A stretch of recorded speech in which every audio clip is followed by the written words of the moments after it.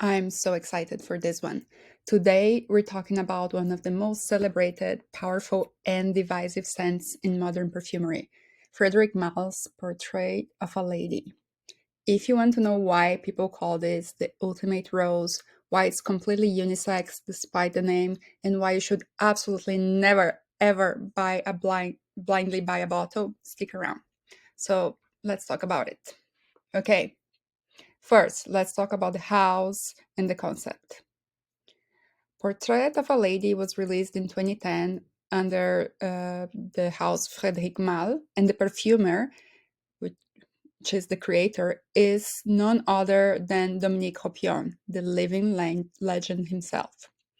Malle famously gives his perfumers complete creative freedom and resources, so Ropion had a lot of room to work with here.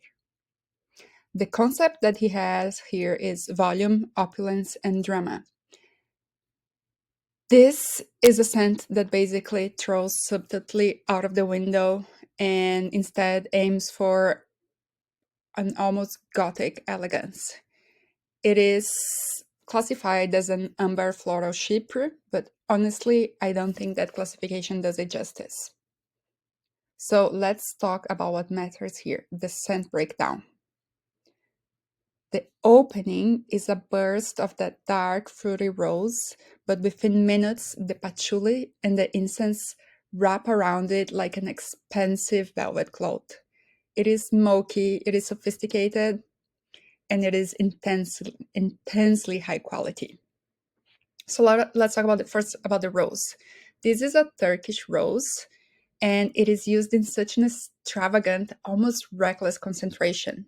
The rumors here say that there are up to 400 rose petals into a single 100 ml bottle. So it's very dark, very deep, and jammy. Second one is the patchouli. This is the note that makes or breaks the fragrance for people because it is a huge dose of patchouli. It's earthy, it's chocolatey, and it's also a little spicy and smoky.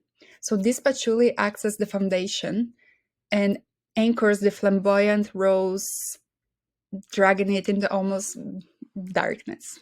Don't know how else to say this. And then there is the incense and spice. As the fragrance dries down, you will get this beautiful liturgical frankincense and rich sandalwood, spiced with cloves and cinnamon. This is very prominent. There are also some tart top notes of blackcurrant and raspberry that will give it that famous jammy quality. Okay, so with all that said, performance here is beast mode.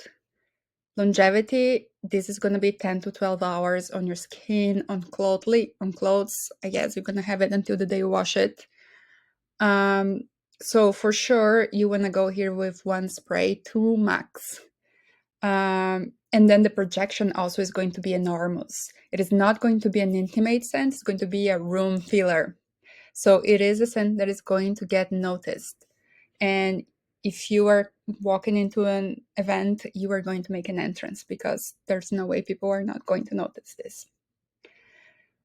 So that brings us to wearability. So it's probably more of a fragrance for the colder months, special occasions, formal events. It's not something that you want to wear every day because it might be overpowering. It might be too much for, the people that are around you. And the elephant in the room here is going to be the price. This is an expensive niche fragrance, so you are paying for the quality of the ingredients and particularly for that Turkish rose concentration. But, given the nuclear performance, I bet a bottle here is going to last for a long time. So my final verdict here is this is undoubtedly a masterpiece. There is a reason for that. It is the gold standard for a dark rose patchouli fragrance. It's glamorous, it's intense, but please sample this first. It is too strong and too niche for a blind buy. You do need to sample it. So, given my review, I would love to hear what you think about Portrait of a Lady. Have you smelled this one? Do you love it or do you just hate the patchouli and the spiciness? Let me know in the comments.